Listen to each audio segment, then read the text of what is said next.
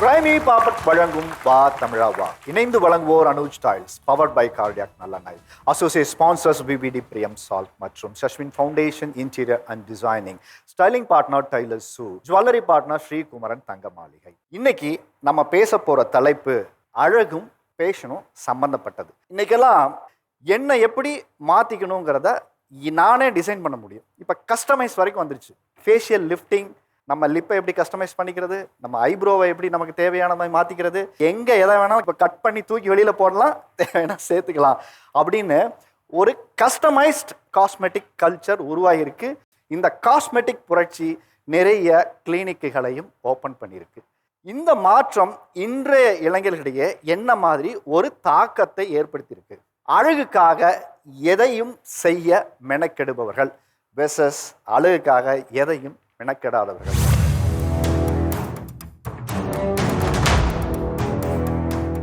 அழகுக்காக என்னவெல்லாம் நீங்க மெனக்கெடுறீங்க?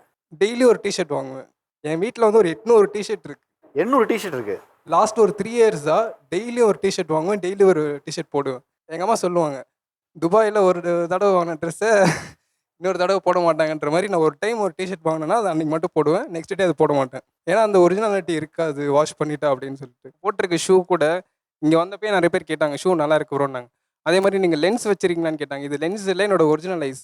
ஸோ என்கிட்ட இருக்கிற அப்படி ஒரு ஷூ போட்டுறீங்க, காட்டுங்க, நானும் பார்க்குறேன். ஃபெராரி, இந்த மாதிரி ஃபெராரி மட்டும் ஒரு 4 ஷூஸ் வச்சிருக்கேன் நான். இது ஆக்சுவலி இங்கே நான் இந்தியாவில் பர்ச்சேஸ் பண்ணல, மலேசியாவில் பர்ச்சேஸ் பண்ணேன். அழகுக்காக என்னவெல்லாம் நீங்கள் மெனக்கெடுறீங்க? நான் பார்த்தீங்கன்னா எனக்கு வந்து ஒரு 4 இயர்ஸ் பேக்கு பால்டு இருந்துச்சு, 2 சைடும் ஃபுல்லாக பால்டு. நான் இதுக்காக வந்து ஹேர் டிரான்ஸ்பிளான்டேஷன் பண்ணியிருந்தேன். முடிக்கு காடு மாதிரி முளைச்சிருக்கு. நான் பிஃபோர் இப்படி தான் இருந்தேன். ஸோ இப்போ இதுதான் என்னோட லைவ் ரிசல்ட். ஓகே, நம்மளோட பேக் சைடில் இருக்கிற ஹேரை எடுத்து நம்மளோட ஃப்ரண்ட்டில் எங்கே இல்லையோ அந்த இடத்துல பிளான்டேஷன் பண்ணுவாங்க. ஒரு 6 to 9 மந்த்தில் ரிசல்ட் வளர்ந்துடும். ஸோ இது நான் எதுக்காக பண்ணேன்னு பார்த்தீங்கன்னா, ஒரு கான்ஃபிடன்ஸ் இல்லாமல் இருந்தேன். இப்போ நம்ம ரோட்டில் நடந்து போயிட்டு இருப்போம், இந்த பாடுறா சொட்ட போகிறான் பாடுறா, அப்படிதான் நம்மளுக்கு ஒரு ஐடென்டிட்டி கொடுப்பாங்க. இந்த முடி இது ஸ்டைலுக்காக வெட்டின முடியல. 1 இயருக்கு முன்னாடி நான் மொட்டை போட்டிருந்தேன். ஸோ அதுக்கப்புறம் இப்போ வளர்ந்துருக்கு, அவ்வளோதான். இப்போ வந்து நான் ஒரு பொண்ணாக இருக்கேன், என்னோட ஏஜ் இது, நான் வந்து ஒரு இந்த ஏஜில் இருந்துக்கிட்டு நான் வந்து ஒரு பொண்ணா மொட்டை போட்டு என்னை பார்க்க வந்து பசங்க பார்க்க மாட்டாங்களோ, இவங்க வந்து என்னை இப்படி பார்த்து குறை சொல்லிடுவாங்களோ, இவங்க அப்படி பண்ணுவாங்களோ, என் மனசுக்கு தோணலையே. சொசைட்டி யாரு? நம்மளா உருவாக்குனது. அடுத்தவங்க கிட்ட வந்து அதை நான் மறைச்சு வாழணும்னு நினைக்கல. நான் வந்து ஃபோட்டோகிராஃபரும் சரி, ஒரு மாடலாகவும் நின்றாலும் இந்த ஒரு காஸ்டியூமால நான் வந்து மாடல் மாதிரி ஃபீல் பண்ணுறேன் சார். ஹேர் வந்து இவ்வளோ தூரம் நான் வளர்த்துருக்கேன் சார். இந்த ஹேர் மூலயமா எனக்கு நிறைய ஒரு ஸ்பான்சர்ஸ் கூட வந்திருக்கு. ஸோ இது எல்லாமே பார்த்தீங்கன்னா என்னுடைய ஸ்டைலை நான் வந்து இன்னும் க்ரூம் பண்ணுறேன் சார். முடியை அவுத்து கட்டுங்க, எவ்வளோ நீங்கள் வளர்த்துருக்கீங்க நான் பார்க்குறேன். நீங்கள் எவ்வளோ மெனக்கிடுறீங்கன்னு அவங்களுக்கு தெரிய மாட்டேங்குது.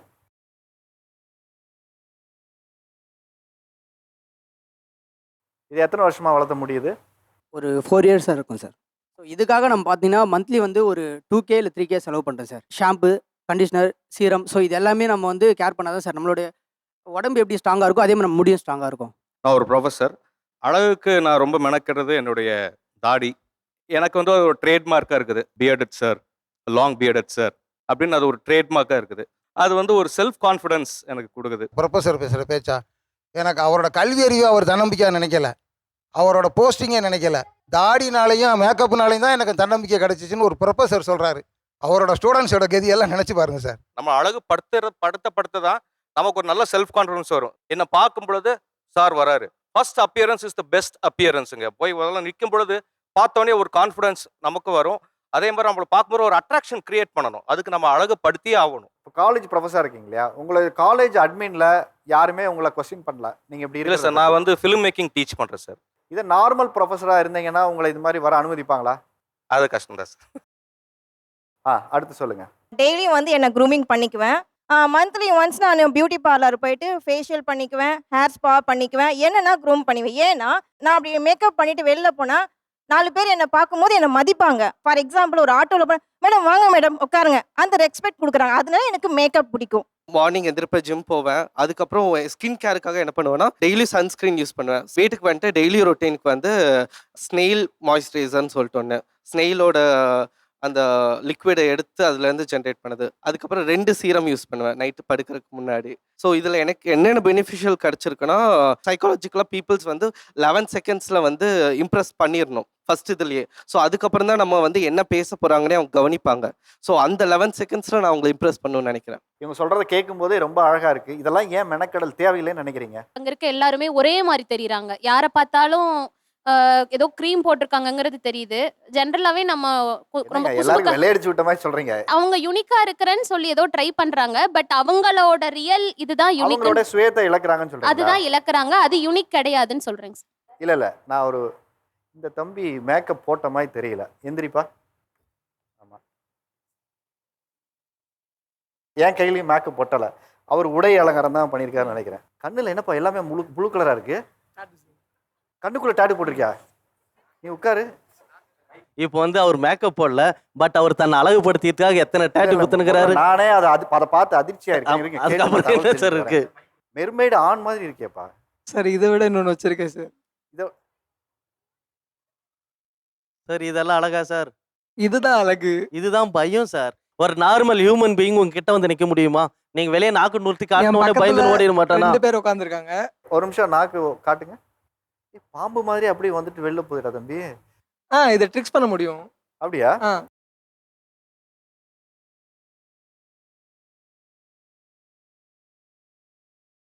நாக்கு வேற வேற கலர்ல இருக்கு. அதுவும் ப்ளூ கலர்ல இருக்கு. ஆக்சுவலி அதில் 3 கலர் நான் ஃபில் பண்ணியிருக்கேன். Blue, yellow and green. Sir marriage எல்லாம் ஆகுமா அவருக்கு? எங்கள் வீட்டில் பார்க்குறாங்க. ஆல்ரெடி 2 பொண்ணு ஓகே சொல்லியிருக்காங்க. இதை எனக்கு இப்போ மேரேஜ் இதை பார்த்து கூடுவா? கண்டிப்பாக நாக்க பார்த்து கூட ஓகே சொல்லுவாங்களா? நிறைய உண்மையா ப்ரப்போஸ் கூட வருது எனக்குலாம். சார் நிஜமா நான் சொல்றதுக்கு ஒன்றும் இல்லை. அவங்க இந்த பிரபஞ்சத்துல தான் பிறந்திருக்கிறாங்களான்னு எனக்கு தெரியல. நீங்க ஒரு மனிதனா இல்லாம மிருகமா பாம்பு மாதிரி மாறி இருக்கிறீங்கன்னா அது எப்படி சார் எங்களால ஒரு மனுஷனா ஏத்துக்க முடியும்? எப்படி இருந்தா மனுஷன்னு சொல்றீங்க நீங்க சொல்லுங்க. அந்த மாதிரி வேணா ட்ரை பண்ணலாம். நான் மனுஷன் நாங்க தான் நினைக்கிறேன். இந்த இந்த இந்த ரோல் உட்காந்துருக்கேன் பாருங்க, இப்படி இருக்கணும். நானும் சிமிலர் அப்படி தானே இருக்கேன். இதுதான் உங்களுக்கு சேஞ்சஸ் தெரியுது. நான் நாக்க கட் பண்ணியிருக்கேன் அவ்வளோதான். வேற ஏதாவது சிமிலர் சொல்லுங்க. நான் என்ன நினைக்கிறேன் அப்படின்னா, அவங்க எல்லாருமே வந்து மேனுப்புலேட் ஆகி தான் அங்கே உட்காந்துருக்காங்க. இப்போ ஒரு ஆட் எடுத்துக்கலாம். ஏதோ ஒரு சோப் ஆட் எடுத்துக்கிறோம் அப்படின்னா அதோட சேர்ந்து குட் லக்கை வந்து எம்பசைஸ் பண்ணி காமிப்பாங்க. ஒரு க்ரீம் எடுத்துக்கிட்டோம் அப்படின்னா ஒரு விமன் வந்து பிரேவரியா இருக்கிற மாதிரியோ, எம்பவர் அந்த க்ரீம் போட்ட உடனே எம்பவர் ஆகுற மாதிரி, இல்லை அவங்க பாய் ஃப்ரெண்ட் ஓகே சொல்லிடுற மாதிரி அப்படி காமிப்பாங்க. ஸோ இதெல்லாம் மேனுப்புலேட் ஆகி தான் அங்கே வந்து மேக்கப்புக்கு அவ்வளோ இம்பார்ட்டன்ஸ் தர்றாங்க. இப்போ அவர் சொன்னார், நான் பால்னஸ் இருந்தனால தான் வந்து நான் அதுக்கு ஒரு ட்ரீட்மெண்ட் ஹேர் பிளான்டேஷன் பண்ணிக்கிட்டேன் அப்படின்னு சொன்னார். ஸோ இவங்க எல்லாமே எனக்கு பிடிச்சிருக்கு, நான் பண்ணுறேன் அப்படிங்கிறத தாண்டி என்னோட இம்பர்ஃபெக்ஷன் எனக்கு பிடிக்கல, அதனால நான் இதை பண்ணுறேன் அப்படின்ற ஒரு ரீசனால ப்ரெஷரைஸ் ஆகுறாங்க. அப்வியஸ்லி எனக்கு செல்ஃப் கான்ஃபிடன்ஸ் ப்ளஸ் அந்த ப்ரெஷர் ரெண்டுமே தான். ஸோ அப்போ உங்களுக்கு பிடிச்சு நீங்கள் வந்து அந்த ஒரு இதை அடாப்ட் பண்ணிக்கல அப்படிதானே? கண்ணாடி முன்னாடி டெய்லி வந்து நிற்கும்போது என்னடா தலை எப்படி இருக்கு, ஒரு ஃபோட்டோ கூட எடுக்க முடியாது. நீங்கள் நம்புங்க, நிறைய பேர் என்கிட்ட என்கொயரி பண்ணியிருக்காங்க இந்த டிரான்ஸ்பிளான்டேஷன் பண்ணுறதுக்கு.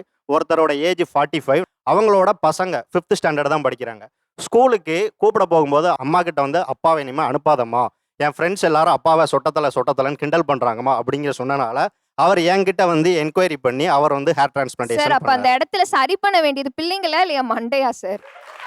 நாங்கள் எங்களுக்கு பிடிச்ச மாதிரி இருக்கிறதே நீங்கள் இவ்வளோ ஜட்ஜ்மெண்ட் பண்ணுறீங்க. நீங்கள் சொல்கிற மாதிரி இருந்தாலும் கண்டிப்பாக நீங்கள் ஜட்ஜ்மெண்ட் பண்ணிட்டு தான் இருக்க போகிறீங்க. நான் மஞ்சள் போட்டிருக்கேன். நான் வந்து எந்த க்ரீமும் யூஸ் பண்ணல. மஞ்சள் போடுறதுமே ஒரு வந்து அன்டீசன்ட்டு. பொட்டு வைக்கிறது வந்து கல்ச்சர் வந்து அன்டீசன்ட் மாதிரி கொண்டு வந்துட்டாங்க. கிராமத்து ஆளுங்க தான் போடுவாங்க. பூ வச்சுக்கிறது வந்து டீசென்ட் இல்லை. ஓரளவு போயிடுச்சு. ஸோ ஒரு பக்கம் நம்ம கல்ச்சரே ஒரு பக்கம் வேற பக்கமாக கொண்டு போகிறாங்க. நாங்கள் இருக்க எல்லாருமே கலாச்சாரங்கிறாங்க. ஃபர்ஸ்ட் ரவிக்க போடுறது வந்து கலாச்சாரமே இல்லைன்னாங்க. அதுக்கப்புறம் அது கலாச்சாரம் வந்தது. அதுக்கப்புறம் சுடிதார் வந்து கலாச்சாரத்துக்குள்ளே கொண்டு வந்தாங்க. இப்போ 100 வருஷத்துக்கு அப்புறம் எப்படி ட்ரெஸ் இருக்குன்னே தெரியாது. அப்போ நீங்கள் இப்போ ஸ்டாம்ப் பண்ணுற அந்த விஷயத்தை வச்சு நீங்கள் ஃப்யூச்சர் ப்ரெடிக்ட் பண்ணவே முடியாது. அப்படி இருக்கும்போது எந்த தைரியத்தில் நீங்கள் எங்களுக்கு வந்து நீங்கள் இப்படி தான் இருக்கணும் அப்படி தான் இருக்கணும் ரெஸ்ட்ரிக்ஷன் போடுறீங்க? ஏன்னா அது மாறிட்டே இருக்குது.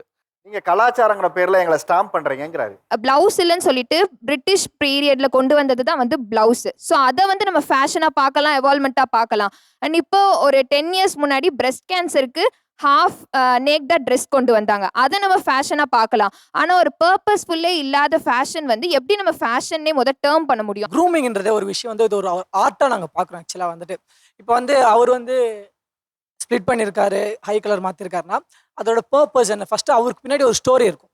சரிங்களா? இப்போ நான் ஒரு இடத்துக்கு போய் நிற்கிறேன், ஓகே நீங்கள் மியூசிக் ப்ரொடியூசர், பாட்டு பாடுவீங்களா, ரேப் பண்ணுவீங்களா?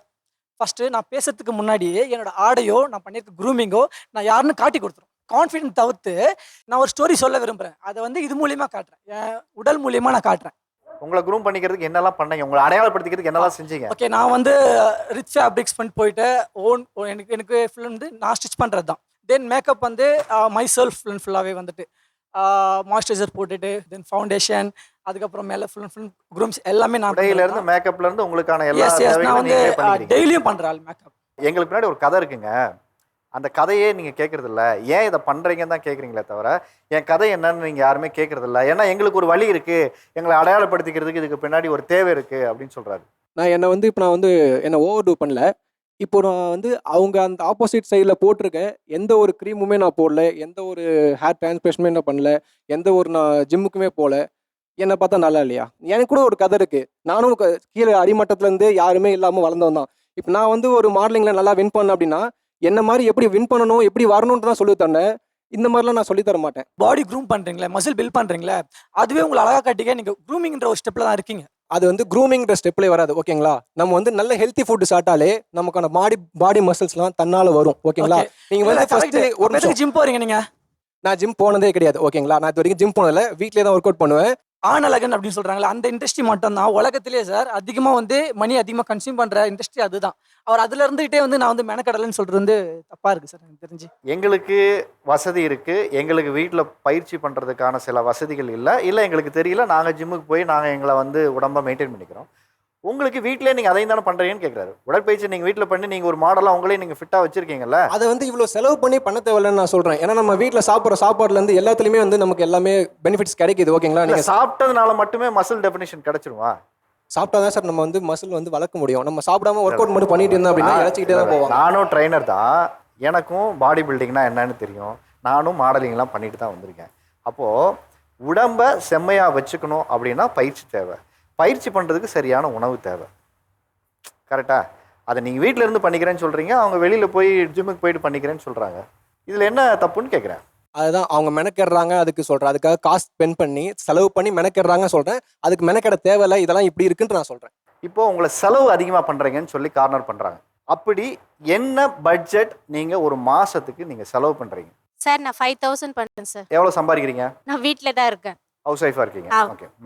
1 lakh ஏர்ன் பண்ணுறேன், ஸோ 15K தனியாக மேக்கப். 1 lakh ஏர்ன் பண்ணுறீங்க, 15K பண்ணுறீங்க. So minimum 4K. Minimum 4K. எவ்வளோ சம்பாதிக்கிறீங்க? 50,000. 50,000 பண்ணுறீங்க. எதில் ஒர்க் பண்ணுறீங்க? ஐடி. யாரெல்லாம் எவ்வளவு செலவு பண்ணுறீங்க? நான் இப்போ இதே அந்த இடத்துல நான் இருந்திருந்தா கண்டிப்பாக இந்த காஸ்டியூமுக்கு நான் செலவு பண்ணியிருப்பேன் சார். இந்த ஹேர் மெயின்டைன் பண்ணுறது நான் செலவு பண்ணியிருப்பேன். நான் ஸ்டார்டிங்கில் என்ன நான் சேஞ்ச் பண்ண என்னுடைய ஸ்கில் வந்து அப்டேட் ஆகும்போது எனக்கு ஆட்டோமேட்டிக்காக சார் ஒரு ஷாப்பில் இருந்து எனக்கு ப்ரொமோஷன்ஸ் வாண்டடாக வந்து கூப்பிடுவாங்க. இப்போ நான் போட்டிருக்க காஸ்டியூம் கூட பார்த்தீங்கன்னா எனக்கு எல்லாமே ப்ரொமோஷன்ஸ் தான். நான் இவங்க சொல்கிறாங்க உங்களோட காசோட வேல்யூ தெரியலன்னு சொல்லிட்டு நான் ஸ்டார்டிங்கில் நான் இன்வெஸ்ட்மெண்ட் பண்ணது இப்போ எனக்கு எல்லாமே ஃப்ரீயாக கிடைக்குது சார். ஸோ நான் அதை ஒரு 30 earn பண்ணுறேன். ஸோ 5 to 6,000 செலவு பண்ணுவேன். லைக் சார் நான் அரௌண்ட் ஒரு 6K செலவு பண்ணேன் சார். இது என்ன ஹேர் ஸ்டைல் இது? லைக் ஃபிசிக்கல் அந்த சிக்கு பிடிச்ச மாதிரி இருக்கிறது, கைண்ட் ஆஃப் ஃபிஸ்ஸாக இருக்கும். லைக் ஆர்கனைஸ்டாக இருக்காது, ஆர்கனைஸ்டாக இல்லாமல் இருக்கிறது. ஏதாவது நமக்கு பிடிச்சிருக்குனாக்கா அது எவ்வளோ விலையாக இருந்தாலும் மாத கடைசியில் கஷ்டம் வந்தாலும் பரவாயில்ல, நமக்கு பிடிச்சதை வாங்கிடணும். நீங்கள் எந்திரிச்சு நின்னுங்களேன். ஷுவர். இது என்ன நீங்களே கஸ்டமைஸ் பண்ண ஒரு உடையாது? எங்கே போனாலும் யூனிக்காக இருக்கும்னு நினைப்பேன் நான். ஓகே. ஃபர்ஸ்ட் வந்து என்ன நான் இம்ப்ரெஸ் பண்ணிக்கணும், அடுத்தவங்க இம்ப்ரெஸ் ஆகுறாங்களா இல்லையா செகண்டரி. ஃபர்ஸ்ட் மிரர் பார்க்குறோம், நமக்கு பிடிக்கணும் ஃபர்ஸ்ட் நம்மள. உங்கள் அழகை மெயின்டைன் பண்ணுறதுக்காக என்ன செலவு பண்ணுறீங்க? அரௌண்ட் 6 lakhs ஆச்சு சார். ஐபால் டாட்டூ மட்டும். ஐபால் டாட்டூ மட்டும் 6 லட்சம் ஆச்சு. 6 லட்சம் ரூபா ஆச்சு. ஓகே. யார் காசு கொடுத்தா? சார் என்கிட்ட சேவிங்ஸ் கொஞ்சம் இருந்து நான் ஒர்க் பண்ணுறேன், நான் டாட்டூ ஆர்டிஸ்ட். ஸோ நான் வச்சிருக்கேன், அப்புறம் அண்ணன் கொஞ்சம் ஹெல்ப் பண்ணாங்க. இந்த கண்ணை வந்து இந்த கலருக்கு மாற்றிருக்கீங்க இல்லையா, அது வந்து ரிஸ்க் எதுவும் இல்லையா? வந்து ஆக்சுவலி பிளைண்ட்னஸ் ஆக கூட சான்சஸ் இருக்குது. அப்போ அவ்வளோ ரிஸ்க் எடுத்து இது பண்ண வேண்டிய நிர்பந்தம் என்ன சார்? இது ஒரு கல்ச்சர் சார். ஃபாரின் கல்ச்சர்ஸ்லாம் கொஞ்சம் அதிகமாகவே நிறையா பேர் பண்ணியிருக்காங்க. இந்தியாவில் இந்த மாதிரி கல்ச்சர் ரொம்ப கீழே இருக்குது. ஸோ என் இண்டஸ்ட்ரியை க்ரோ அப் பண்ணணும் அப்படின்னு சொல்லி நான் ஒரு டிசைட் பண்ணி. நம்மளுடைய சிறப்பு விருந்தினர் வந்திருக்காங்க, doctor Rajesh, dental surgeon and cosmetologist. Fashion and நாகரிகம், உடை மற்றும் அழகு இதில் எல்லாம் உங்களுக்கு அதிக ஈடுபாடு உள்ள ஒரு ஆட்கள்லாம் இங்கே இருக்கீங்க. இவங்கெல்லாம் இப்படி இருக்காங்க, இதெல்லாம் இன்னும் கொஞ்சம் சேஞ்ச் பண்ணால் நல்லா இருக்கும்னா யாரை நீங்கள் மாற்றணும்னு நினைக்கிறீங்க? யாரை கெட்டப்பை நீங்கள் சேஞ்ச் பண்ணால் அவங்க செட்டப்பே மாறிடும்னு நினைக்கிறீங்க? அக்ரிகல்ச்சர் ப்ரொஃபஸர் ஒரு பியர்டோ முஷோ வச்சுருந்தாருன்னா பார்க்க கொஞ்சம் மேன்லியாக இருக்கும். என்னோட ஃப்ரெண்ட் இருக்கார். அவர் வந்து ஒரு பேகி அண்ட் ஹூட் போட்டாலே அவர் லுக்ஸ் ஹேண்ட்ஸமாக இருப்பார். அவன் டைட்டாக போட்டுட்டு இருக்காரு. அந்த ரெட் ஷர்ட் வந்துட்டு கொஞ்சமாவது பவுடர் போட்டு வந்திருக்கலாம். ரொம்ப டல்லா இருக்காரு பார்க்க. உங்களுக்கு அப்படி தெரியுது, ஆனால் நான் அழகாக தான் நான் ஃபீல் பண்ணுறேன். 30 வருஷம் ஆச்சு நான் பவுடரு சோப்பு போட்டு. நான் அழகன் தான், அது மதுரை அழகன். அடுத்து அந்த தேர்ட் ரோல ஃபர்ஸ்டா இருக்கல, அவர் ஸ்கின்னியா போடாம ஜஸ்ட் பேக்கியா போட்டிருந்தா நல்லா இருக்கும். டைட்டா போடாம கொஞ்சம் பேக்கியா லூஸா போடணும். போடுறதா நல்லா இருக்கும். ஓகே. அந்த எல்லோ ஷர்ட் போட்டிருக்காங்கல்ல, அவங்க இவ்வளோ டார்க்கா கலர் கோஆர்டினேட் பண்ணிருக்கவே வேண்டாம். கொஞ்சம் சட்டிலா அழகா பண்ணியிருந்தா இன்னுமே நல்லா இருப்பாரு. டார்க் கலர் சட்டை போட்டுருக்க வேண்டாம். ரொம்ப அவர் கலருக்கு அது ரொம்ப பளிச்சுன்னு இருக்கு. அதை ஏன் நீங்க ஏத்துக்க மறுக்கிறீங்க? சின்ன மாற்றங்களை ஏற்றுக்கிறோம். நாங்களுமே சாரி கட்டிட்டுலாம் வரல, சுடிதார் போட்டு தான் வந்திருக்கிறோம். நாங்கள் எகென்ஸ்டாக பேசுறது என்னன்னா, நாக்கை வெட்டிக்கிறது, கண்ணை இது பண்ணுறது, சம்மந்தமே இல்லாமல் டாட்டூஸ் போடுறது, தேவையில்லாத இடங்களை டாட்டூஸ் போட்டு அதை எக்ஸ்போஸ் பண்ணி அது ஒரு ஃபேஷன் ஆக்கி அந்த மாதிரிலாம் போகாதீங்கன்னு தான் சொல்கிறோம். இல்ல நீங்க வந்து இவங்களுக்கு ஒரு சொசைட்டிக்கு ஒரு த்ரெட்டா இருக்காங்கன்னு நீங்க பயப்படுறீங்களா? ஆக்கிடுவாங்களோன்னு பயந்தா சார், ஓரளவு ஆகிக்கிட்டு இருக்கு சோசியல் மீடியா மூலமாக. எல்லாரும் மாறிக்கிட்டு தான் இருக்காங்க. அவன் பண்ணானா நான் பண்ணுறேன். ஃப்ரெண்ட் எனக்கு சொன்னாரு, நான் பேகியோ இல்லை ஒரு இதோ போட்டால் நான் நல்லா இருப்பேன் தான், நான் நல்லா இருக்க மாட்டேன்னு சொல்லலை. பட் என் ஃபீல்டுக்கு நான் அதை போட்டுட்டு போனால் எனக்கு செட் ஆகாதுன்னு தான் சொல்கிறேன். ஸோ இப்போ என்னோட ஃப்ரெண்டு இருக்காருன்னா, அவர் அந்த ட்ரெஸ் போடுறாரு அப்படின்னா அவரோட ஃபீல்டு வந்து அந்த ப்ரொஃபஷன், அவரோட ஒர்க்குக்கு ஏற்ற மாதிரி அவர் அவரோட ட்ரெஸ் காஸ்டியூம் எல்லாமே மாற்றிக்கிறாரு. பட் என்னோட ஒர்க் ஏற்ற மாதிரி தான் நான் காஸ்டியூம் பண்ண முடியும். அதே மாதிரியும் நானும் தெரிஞ்சேன் அப்படின்னா அது வந்து செட் ஆகாது, சூட் ஆகாது. வேற என்ன அவங்க த்ரெட்டா இருக்காங்கன்னு நினைக்கிறீங்க? நாங்க வந்து ஃப்ரீக்கியா இல்ல ஒரு மாதிரி ஃபங்கியா ட்ரெஸ் பண்றோம், இல்ல ஃபேஷன் சென்ஸ் அடாப்ட் பண்ணிக்கிறோம் அப்படின்னா எங்களுக்குள்ளேயே ஒரு சின்ன இன்செக்யூரிட்டி என்ன அப்படின்னா, நம்ம சொல்ற ஒப்பீனியனை வந்து கேஷுவலா எடுத்துட்டு போயிடுவாங்களோ, நம்ம ஒரு ஃபார்மல்ஸ்லயோ இல்ல ப்ராப்பரா இல்லைன்னா நம்மளோட ஒப்பீனியனை வந்து ஒரு ஜஸ்டா வந்து கடந்து போயிடுவாங்க, ஒரு இம்பார்ட்டன்ஸ் இருக்காது அப்படின்றதுனால இதுல இருக்கலாமே, நம்ம அங்க இம்பார்ட்டண்டா தானே தெரியுறோம் அப்படின்ற மாதிரி ஒரு உங்களுக்கு இம்பார்ட்டன்ஸ் குறைஞ்சிற மாதிரி இருக்கா அவங்க பண்றது? அப்படி சொன்னா ஏதோ இவங்க வந்து இந்த ட்ரெஸ்ஸிங் ஸ்டைலை பார்த்துட்டே நம்ம ஒரு ஃப்ரீக்கியா தான் இருப்போம், சரி சொல்றாங்க அப்படிங்கிற மாதிரி கடந்து போயிடுவாங்களோ, ஜட்ஜ்மெண்டல்னு உடை வச்சு அலங்காரத்தை பார்த்துட்டு நம்மளுடைய கேரக்டரை ஜட்ஜ் ஜட்ஜ் பண்ணிடுவாங்களோ. இப்போ ட்ரெஸ் சேஞ்ச் பண்ணுறோம், அது எல்லாமே ஃபைன். இப்போ அவரால் அவருக்கு முன்னாடி இருந்த மாதிரி அவரால் சேஞ்ச் பண்ண முடியுமான்னு கேட்டால் முடியாது. So that's the threat. அவர் முன்ன இருந்தப்போ நல்லா இருந்திருப்பார் ஆப்வியஸாக. இப்போ யாராவது அவர்கிட்ட வந்துட்டு பழைய மாதிரி நீ இருந்தப்பே நல்லா இருந்த, ஏன் இப்படி பண்ணிட்டு இப்படி பண்ணியிருக்கேன்னு ஒருத்தர் கூட சொல்லாமல் இருந்திருப்பாங்களா தெரியல. பட் அவரால் நினைச்சாலும் இப்போ மறுபடியும் பழைய மாதிரி சேஞ்ச் ஆக முடியாது. So that's a thread. அதுதான் முன்னாடியே சொன்னேன் நான். என்னோட இண்டஸ்ட்ரி இது, நான் அதனால ஐபால் டாட்டோ பண்ணியிருக்கேன். உங்களுக்கு அது நீட் இல்லை. இப்போ நான் வந்துட்டு நீங்கள் ஒரு டாட்டோ ஆர்டிஸ்டா இல்லை பாடி மாடிஃபிகேஷன் ஆர்டிஸ்டா இருந்தீங்கன்னா நீங்கள் இது மாதிரி பண்ணுறதுல பாசிபிள்ஸ் இருக்கு.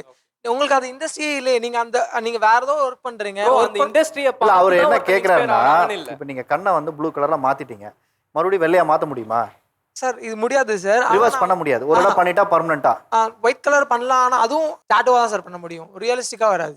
இப்போ நாக்க ரெண்டா வெட்டி இதை இருக்கீங்க, ஜாயின் பண்ண முடியும் சார். இதை ஜாயின் பண்ண இதை முடியும். 200% ஜாயின் பண்ண முடியும். இப்போ நார்மலா எனக்கு பாதிக்கு மேல ஸ்டிச் நார்மலா ஜாயிண்ட் ஆயிடுச்சு. இதை கட் பண்ணிட்டு திரும்பி ரீஸ்டிச் பண்ணா ரீஸ்டிச் ஆயிடும் சார். இந்த சமூகத்துல எந்த மாதிரிலாம் உங்களை சொல்லி அடையாளப்படுத்துறாங்க, எதெல்லாம் சொல்லி உங்களை அசிங்கப்படுத்துறாங்க, இன்சல்ட் பண்றாங்க? கேஷோட வேல்யூ தெரியலன்னு சொல்லி நம்மளே சொல்றாங்க. பணத்தோட மதிப்பு தெரியலன்னு சொல்லி காயப்படுத்துறாங்க. ஒரு லூஸ் ஹேர் விட்டாலோ ஒரு ஷார்ட் குர்த்தி போட்டாலோ குடும்பத்து பொண்ணு இப்படி செய்ய மாட்டாங்க அப்படின்ற மாதிரி ஒரு பிஞ்ச் வர பண்றாங்க சார். இப்போ நாங்க ஜீன்ஸ் மேல கிராப் டாப் போட்டா எங்களை வந்துட்டு இவளுக்கு ஒழுக்கம் சரியில்லை, ரொம்ப அசிங்கமா இருக்கா. இதே ஆன்டிஸ்லாம் நல்லா மார்க்கெட்ல பார்க்கும்போது நல்லா இடுப்பு இவ்வளோ தூரம் தெரியும், அதெல்லாம் கரெக்ட். ஆனா நாங்க இவ்வளோ தூரம் கொஞ்சமா இடுப்பு தெரிஞ்சா அது தப்பு. இவங்களுடைய உடை அலங்காரமும் இவங்களுடைய அழகுக்காக அவங்கள க்ரூம் பண்ணிக்கிறதும் உங்களுடைய திறமைக்கான வாய்ப்பை தட்டி பறிக்குதுன்னு நினைக்கிறீங்களா? ஸ்டூடெண்ட்ஸே நிறைய பாதிக்குது சார். ஏன்னா சில பேர் ரக்கடா தெரிவாங்க, ஒரு ட்ரெஸ் ஸ்டைலை பார்த்து ரக்கடா தெரிவாங்க. ரீசெண்டாக கூட நீங்கள் நியூஸ் பார்த்துருப்பீங்க, ஒரு பையன் வந்து அந்த ரக்கடா வந்து ஒரு டீச்சர் அடிச்சிட்டான், அந்த ஸ்டைலில் வந்து அடிச்சிட்டான்னும் போது இவங்க அந்த ஸ்டைலில் இருக்கும் போது எல்லாரும் அவங்கள இது பண்ணதான் செய்வாங்க. அது வந்து என்னன்னா இளைஞர்களை இன்ஃப்ளூயன்ஸ் பண்றாங்க. சிஸ்டர் நீங்க சொன்னீங்க சிஸ்டர், ஒரு ஸ்டூடெண்ட் வந்து டீச்சர் அடிச்சிட்டாங்க அப்படின்னு சொல்லிட்டு, அந்த பையன் வந்து கம்பல் குத்துன பையன் அடிச்சிட்டான், நாக்கு வெட்டின பையன் அடிச்சிட்டான், டாட்டூ போட்ட பையன் அடிச்சிட்டான்னு சொல்லல.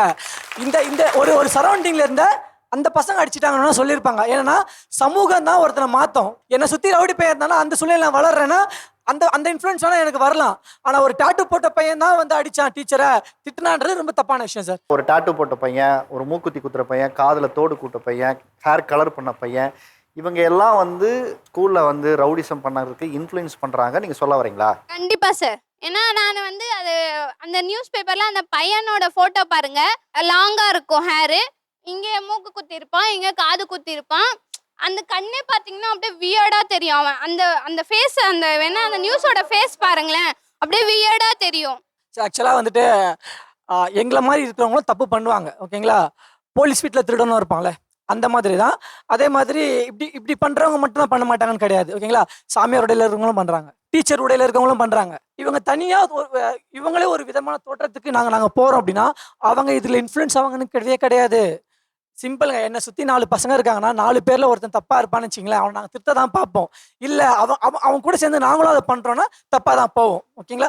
அதுக்கும் இதுக்கும் சம்மந்தமே கிடையாதுங்க. வேற என்ன மாதிரியான பாதிப்புகளை ஏற்படுத்துறாங்க? என் வாழ்க்கையில் பாதிக்கப்பட்டது ஒரு லைவ் எக்ஸாம்பிளோட பண்ணி காமிக்கலாமா sir?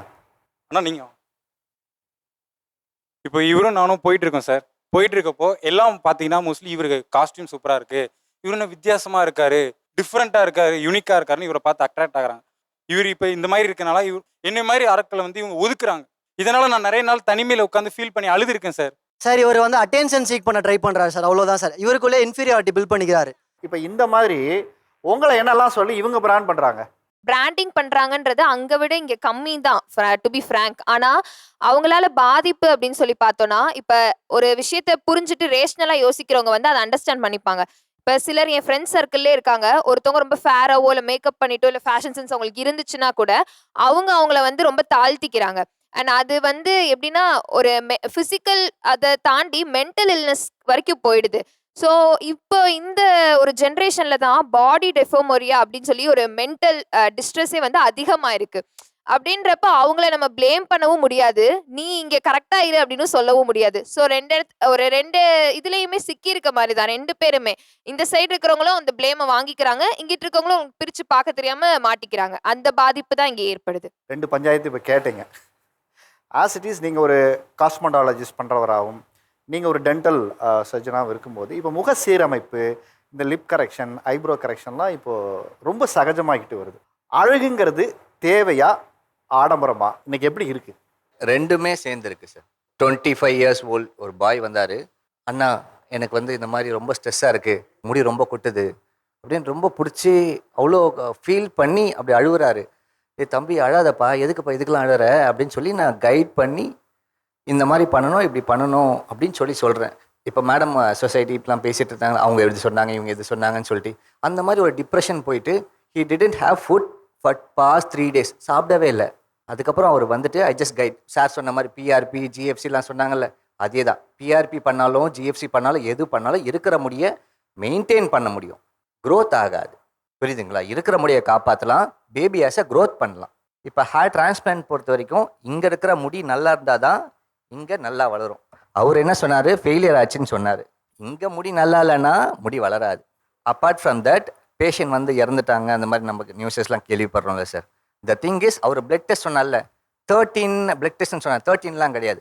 Vitamin B12, vitamin D3, testosterone, LFT, RFT, bleeding time, clotting time, CBC, அதுக்கப்புறம் செஸ்ட் எக்ஸ்ரே.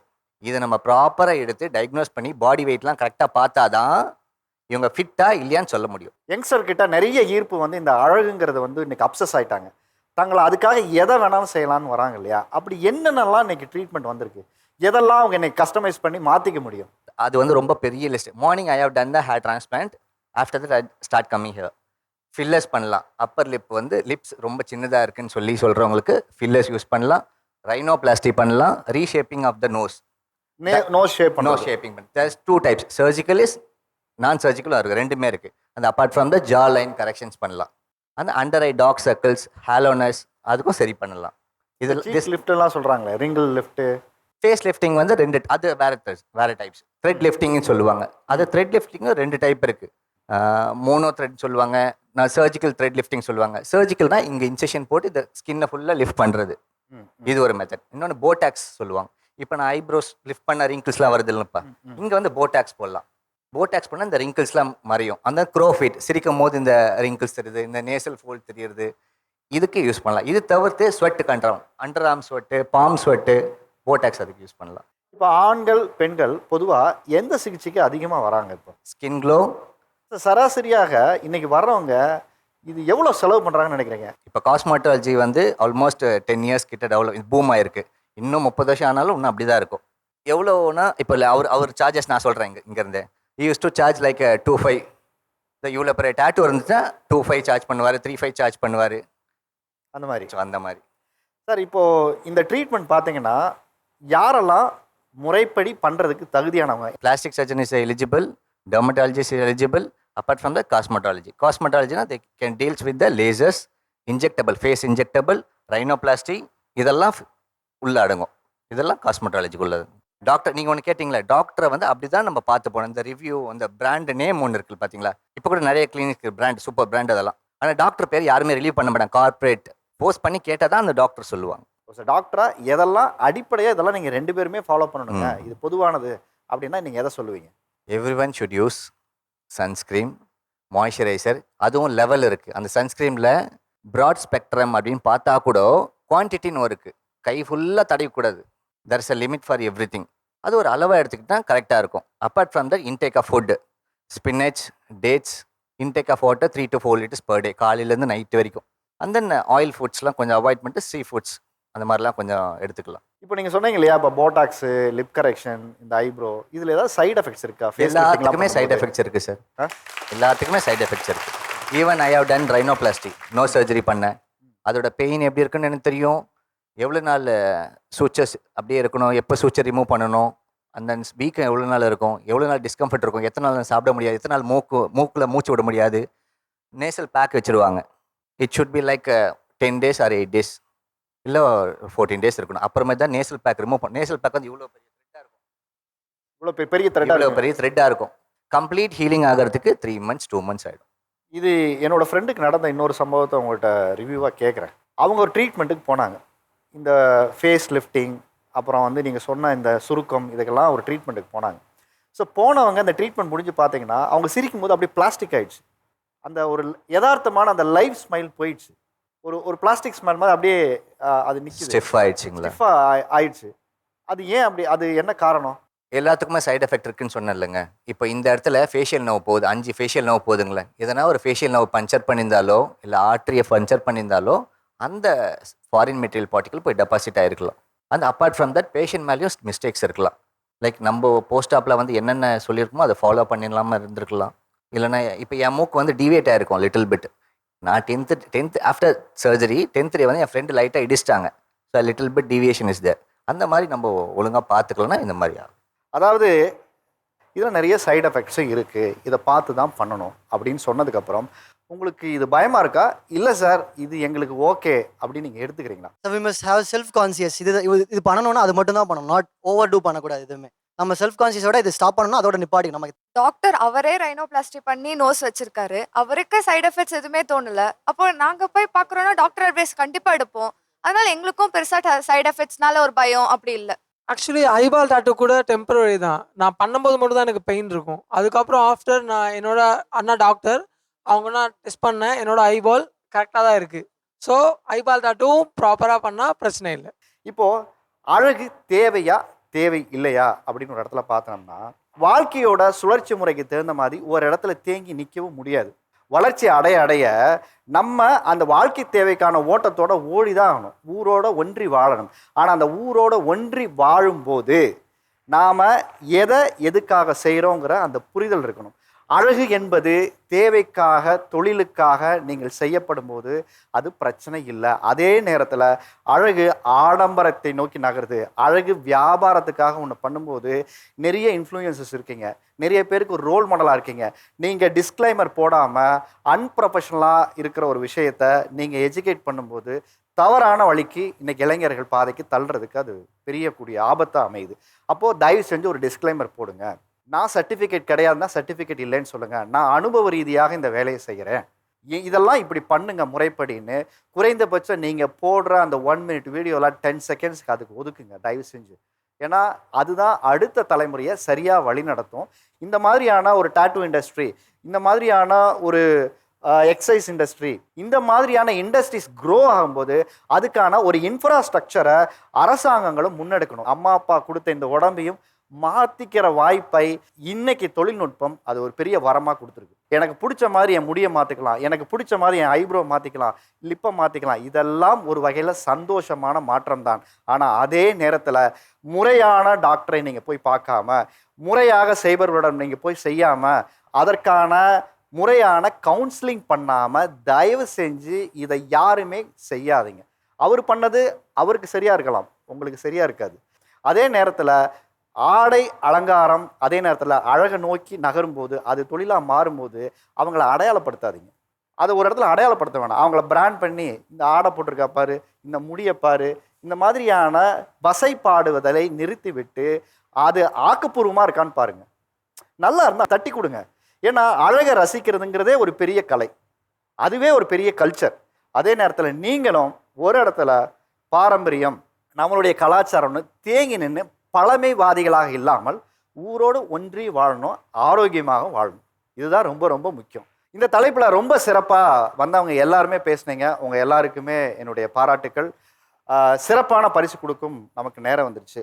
வந்ததுலேருந்து அட்டாக் மோடில் இல்லாமல் ரொம்ப ஆர்கானிக்காக ஒரு விஷயத்தை பேசும்போது ரொம்ப ஆக்கப்பூர்வமாக பேசினாங்க. வந்ததுலேருந்தே நான் பார்த்துட்டு இருந்தேன். வாங்கம்மா. ரைனி பாப்பட் வழங்கும் 5000 ரூபாய் மதிப்புள்ள கிஃப்ட் வவுச்சர், உங்களுக்கான gift album. Diamond home appliances வழங்கும் உங்களுக்கான ஒரு கிஃப்ட் ஹேம்பர். ராவோஜி திண்டுக்கல் பிரியாணி மசாலா வழங்கும் உங்களுக்கான கிஃப்ட் ஹேம்பர். ரைனி பாப்பட் வழங்கும் உங்களுக்கான இன்னொரு gift hamper. Diamond home appliances வழங்கும் உங்களுக்கான ஒரு கிஃப்ட் ஹேம்பர். ரைனி பாப்பட் வழங்கும் உங்களுக்கான ஒரு கிஃப்ட் ஹேம்பர். ராவோஜி திண்டுக்கல் பிரியாணி மசாலா வழங்கும் உங்களுக்கான இன்னொரு gift hamper. Diamond home appliances வழங்கும் உங்களுக்கான ஒரு கிஃப்ட் ஹேம்பர். ரைனி பாப்பட் வழங்கும் உங்களுக்கான ஒரு கிஃப்ட் ஹேம்பர். ராவோஜி திண்டுக்கல் பிரியாணி மசாலா வழங்கும் உங்களுக்கான இன்னொரு கிஃப்ட் ஹேம்பர்.